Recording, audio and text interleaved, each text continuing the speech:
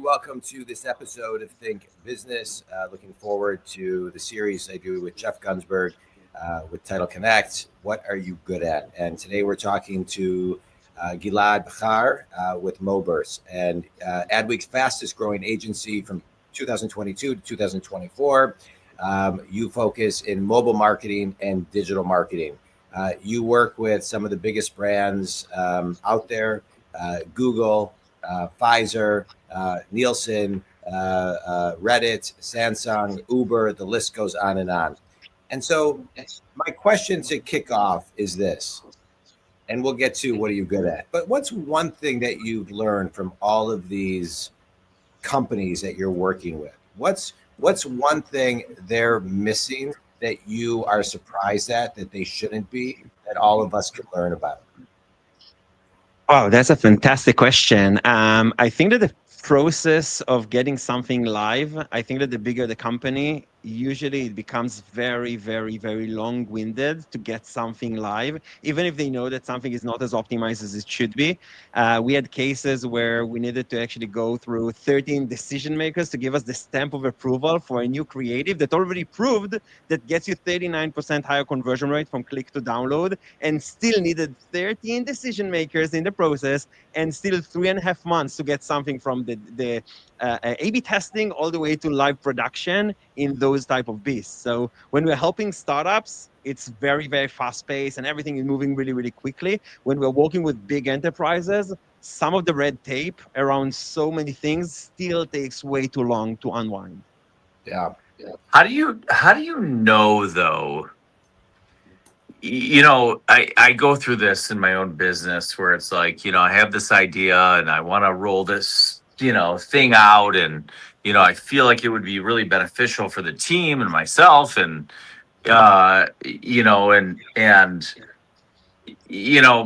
somebody says, well, wait, like we need a minute to like try and develop this process first before we release it.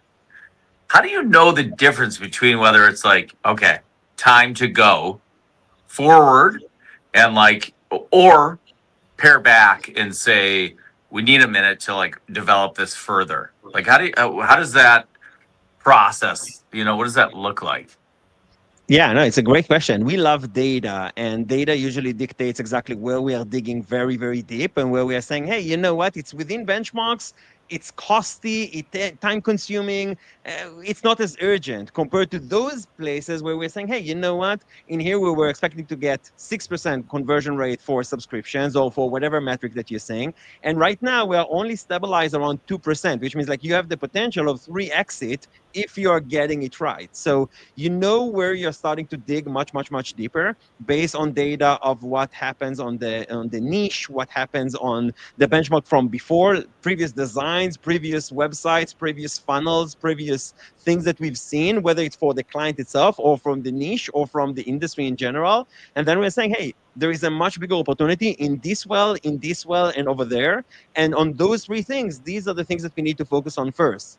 And then you're A/B testing it and you're getting to statistical significance before you're actually implementing something new. So with each and every company, it's different. Sometimes 90% statistical significance is good enough. Sometimes with a client as big as Google, it was 99% significance because cost of an error is so expensive that they had to know. So, each and every client works in a different way. And because of that, sometimes the A/B test takes much longer because you're on 97% significance. You know that A is 97% better than B, but you cannot dictate that the test is done before you're actually getting to that specific number of statistical significance. So it's all data and mathematics. It's not guesswork or anything related to that. And it's interesting the way that you say it, because like there's two types of data, right? Like you have all this data that you have that tells you, okay, this is the right thing. But then you have that like significant data where, it's like, okay, this is like real customer based data that comes back, and then maybe you got it wrong, but like you can change, adjust, adapt to what they're thinking about, which that real-time data is so significant, I think. So there are a lot of cases where you're doing a change because you're saying, hey, I had 16% conversion from click to download in the App Store, and that new screenshot, preview video, icon, whatever type of a thing that you're optimizing now got me to 21%. So you see what is the before and after, and then that's kind of a testing platform. So you're getting 5,000 samples to a research platform and seeing exactly how they behave, who actually tried to tap on it, who didn't try to tap on it, what they have done, Right. and things like nature. Once you get that to statistical significance, you're saying, okay, it's not a mistake to go with B and not with A. Okay, fantastic. We established that. Now, when you're taking it live, sometimes you're overwhelmed by saying, "Holy crap!" In the experiment, it was only 6% jump. In reality, it's actually 32%. And those things happen quite often. But what the most important part is that we know with a very high likelihood that it's positive impact compared to negative impact. Like that's the part that you're the most afraid of, because you don't want to lower the benchmark. You only want to kind of continue jumping it on the right track. A Yeah. couple things, Gilad. One, I listen to podcasts at 1.5. I'm loving the speed at which you talk. So it's great. Yeah. Next, I want to talk about this. They used to say that the attention span of a human being was less than a goldfish, less than 7 seconds. That's old. I think it's actually less than, probably, if I were a betting man, less than 5 seconds. People are very, very distracted today, and trends change on a regular basis. There's something that I've recently learned about, which is called TV execs and movie execs, but specifically TV execs have something called, from what I understand, second viewing. And what second viewing is they have a group of people watching shows to make sure that they are basically dumbed down enough, because they have to assume that people are scrolling and or shopping while they're watching television. So here's my question. My question is how you get data from all of this A and B testing you're doing. But how long is the shelf life? How long is that good for, with trends changing and distractions getting worse? What you find out today could be completely different in 3 months, in my opinion. You're completely right, and that's a reality that we are living in. There are a lot of things that are changing and adapting almost every quarter. We recommend on refreshing some of those assets every 6 months or so, and a lot of our clients saying, "Well, it took us now 13 variations to get here. Why would you want to try to challenge that status quo in 6 months?" And the reality is that the platforms are changing. There are new features, there are new capabilities, there are new things that there weren't there before. When you think about the App Store or Google Play Store, the ratios, the dimensions, if it's portrait or landscape mode, with video, without video, icons that are changing based on the time of day, light mode and dark mode. There are so many things that are continuing being added that you have to continue on adjusting, and you have to continue on pushing the needle even further. And I think that at the end of the day, there is nothing that is like right. There is something that is right for right now. And the notion of changing and adapting and testing new variations is not something that you're done with. That's it. I'm done my testing for the year. I have everything crystal clear. No, sometimes chatbot can get you so much better conversion instead of actually getting someone to a long form to fill out a form. If you're actually having the questions being asked you by one, the interface actually makes it much more easy to digest. Instead of seeing 15 forms to submit to get a new mortgage, for example, we saw that thing of actually changing it to a more of a chat experience was actually producing 40% better conversion rate. When we've tested this last year, it didn't work. So sometimes even repeating an hypothesis that might be true now and wasn't true last year is another thing that you should definitely test out. So I don't think that you ever get it completely right. You just need to continue on iterating it and seeing what are the things that will make the biggest impact on the conversion rate and on your basically marketing funnel. And I think what we try to utilize in our business is data, right? Information, market trends, etc. It's not tremendously different than what you're doing. I think what you're doing is really trying to figure out what is the driver of people at that particular moment in time, right? Like, what are people's habits right now? Like, what are they going to do? Right. And I feel like you always have to be in a position where you're continually adapting, changing, growing, etc., and all that. When you when you go through, let's say, like one of these protocols, and you get to a point, let's say, where it's at that 99 percentile, are you immediately working on the next phase of it? Yeah. Like right away? Like, all right, we got this to 99%. Now what? Like now we're jumping into like, 2.0 of this first version, and we're already developing the next phase once you get it set the first time. Like it's never done, right? Right. It's never done. You're completely I feel right. like This we're a is something- commercial for your clients to never stop using you. All of our Right. right, Yeah, like, I you will start- take that one. yeah. This will be, but these are real questions. I mean, these aren't even prepared questions, but No, this is just like a real thing that I'm Question is thinking spot about on. right this moment. Right. Right? Like, in business today, you're planning this, and you're already planning for number 2 and 3. right. Yeah, I think that like usually we're sitting with our clients once a quarter and trying to map out everything we wanted to test, or everything based on the priorities of, okay, we need to hit that KPI, a cost per acquisition of X, whatever that X might be. And now we're looking on, okay, where are the benchmarks from impression to click to download registered user to loyal user to a paying user, trial finishes, like every single one of those things, and trying to say where we have the highest opportunity for growth. Now, when we find those biggest opportunities, because right now the benchmark is not exactly where we wanted, or we're saying, hey, you know what, there is a new trend over there that we haven't inspected that can actually revolutionize this part of the funnel. Like if we can get 5 times more emails and then getting them by email marketing or by retargeting or by lots of other things that you can do, and then basically be able to get and impacting more people in more ways. So I think that like we are trying to create this type of a long-term strategy, and knowing that every single quarter we will need to adjust it, we will need to revise it, we will need to reprioritize based on what happens with the business. Sometimes, Instagram is killing it for some of our clients, and then we're testing TikTok, and in the first quarter it's like mind-blowing, and in the second quarter is half of what it used to be on those markets. Like we exceeded the audience, and the audience is not reacting in the same way. Now we can test different messaging, different design styles, different type of audiences within that platform, or taking that budget to another platform to see, okay, maybe on Reddit it will work better now. Maybe X is worth to retesting because X now is becoming more dominant on some of those. So it really just depends on what we are seeing on the market. And as you mentioned, like it's a never stopping type of thing to find us how we can get to product market fit and how we can get less friction with the impact that we want to have on our users.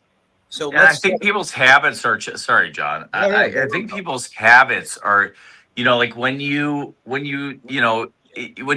go along the broad scope of all the technology and everything that's out there, right? Like although that's moving faster, it's not the only thing moving faster. People's habits change because of that, right? And so you have to continually adapt. When you're in the meeting with the person, you get to that 99%, threshold level, and you say, all right, we're here on this. In that same meeting, are you talking about the next phase, like right at that moment? Absolutely. That's how when we are finalizing every single A/B testing, there is the next iteration of how we can actually try to jumpstart that even further. And sometimes those could be like smaller changes. Like, if you've done a sequence of 15 iterations. Wait, hold on. I'm going to pause you for a second. I'm going to pause you for a second because I want to add on to this as you describe what you're talking about. Sure. I want to add on to this because there is a study that says it takes someone 18 months to change their mind. And every time you change something, the color of a logo, the it resets because they don't immediately connect with this logo, right? And so as you're talking about, I just want you to kind of layer in the change, but what through line stays the same. So we're at least following the 18-month pattern of a changed mind. Yeah, again, I'm completely with you. I'm just looking at it from a way where the logo is something that we're trying to be much more cognizant I'm and just not using the change. logo as an example, as one Yeah, yeah. example.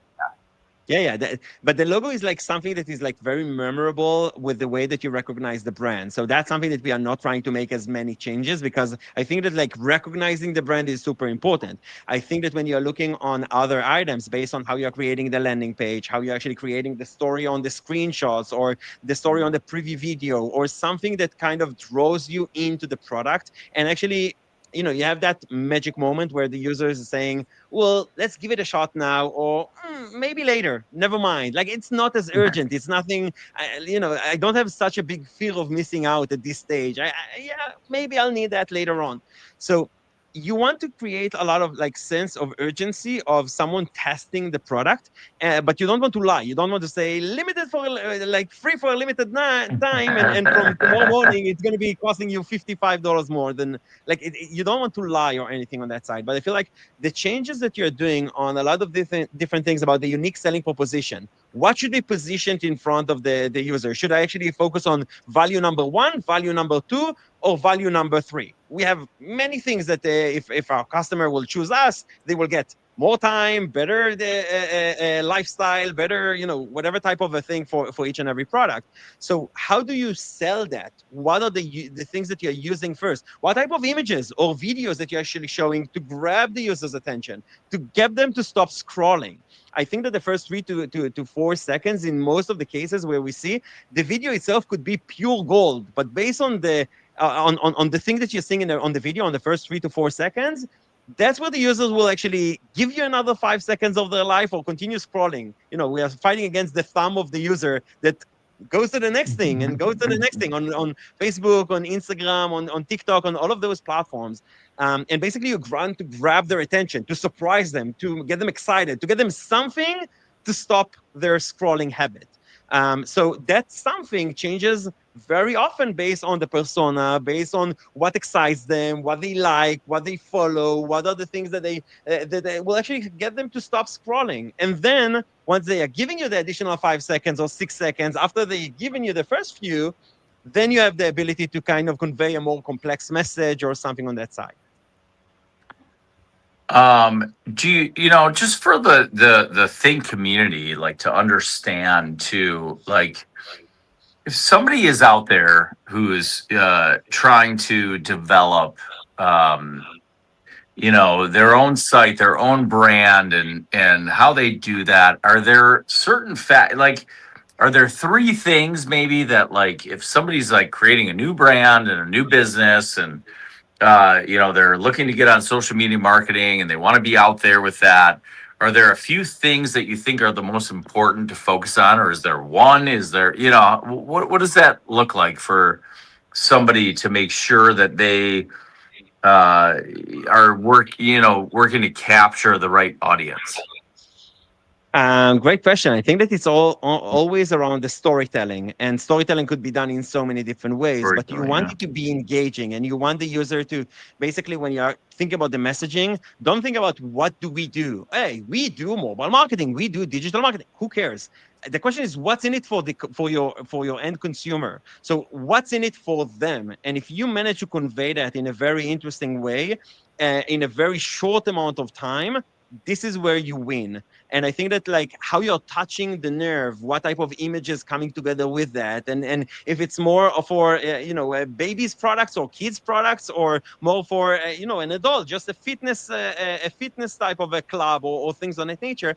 Each of them you're speaking in a different language based on your emotions, like how do you actually connect with them, and saying, yeah, everyone wants to lose weight, right? Like there is no doubt about it. I don't need to convince you why you need to lose weight, but the question is, okay, it's always hard and it's always frustrating and it's always, you are coming with a lot of passion to do that, and then it fades off, and then you see that chocolate bar that you like so much, and you have a beer night with your friends instead of Well, if you want to lose weight, get in the best. I feel like you're talking to me. That's right. Nobody says all those, like, stop doing these 20 things and do these 30 things by 6. It's hilarious. Well, Gilad, you have a ton of knowledge. You have a ton of enthusiasm. It's great to see. We're doing a quick 30-second speed route. You ready? Sure. Let's go. A book that's had a big impact on you. Never Split the Difference by Chris Great one. Voss. Chris, he's great. Interesting. Best piece of advice you got as a young person? Never get no as an answer. Yeah, that's what I tell my kids all the time. No is never an answer. Very good. In business. All right, last question. Finish this sentence, Gilad. One thing everybody can do to start thinking of marketing as one of the number one things that they do and spend at least 5 minutes a day on it is? LinkedIn. Posting on LinkedIn. It's much easier than you think. Yeah. LinkedIn You're not the first person to say that. Yeah, post on LinkedIn. Gilad, tell everybody who your ideal clients are and where they can connect with you. Basically, we're working with small, medium, and large clients. Most of them are startups or kind of the bigger folks out there. Basically, Moburst is like a growth agency, so we would love to connect with anyone who is looking to overachieve their growth goals. We have moburst.com as our website, or again, just finding me, Gilad Bechar, on LinkedIn, and again, would love to help out to whoever needs. A couple closing thoughts, and then I'll let Jeff close. This was a great talk. I loved everything that you talked about. Marketing, when COVID hit, a lot of companies, small, medium, and large, cut their marketing budget. I was always a big believer they should double, triple, quadruple their marketing budget, because marketing and sales go hand in hand. It is critical. The consumer on every level is changing by the moment. You have data, and then you have gut and community. We talk a lot about this. You have to merge the two. Something can make complete sense with the data, but your gut will tell you something different. And a lot of times your gut is right because it's forecasting out where the trends are going. The stock market goes up or down based on trends where they are going. We have to be thinking like that as well as business people. Can't thank you enough for being on the show. Think community, if Gilad can help you, reach out to him. And Jeff, always fun co-hosting with you. Title Connect, Always. Your title needs, residential and commercial, and 1031 needs. How's that plug? All right, any closing? Really great. Yeah, you know what? I found this very helpful, just for myself too. To confirm that, what we're doing is, we're on the right path. John will tell you, he's our coach and deals with us and our sales team. And, we've continued to invest and reinvest in that process. And, I think that even when times are tough, to be able to set aside, resources for that is really important, to be able to invest in yourself. If you believe in something and you believe you're on the right path, you got to jump in and reinvest in yourself. And I think it's really, really important. And I think all the folks on this call would certainly benefit from hearing you speak too. And it's given me a lot to think about today too. So thank you so much for being on, and grateful to have the opportunity for sure. Gilad, thank you so much. Jeff, always fun. Thanks, Gilad. You're good at. We didn't even have to ask you the question, Gilad, because it came through and everything that you said. Know what you're good at now. Right. We'll have to have you back to keep the conversation going. Thanks so much for being here. Thanks, everybody. Absolutely. Thanks, Gilad.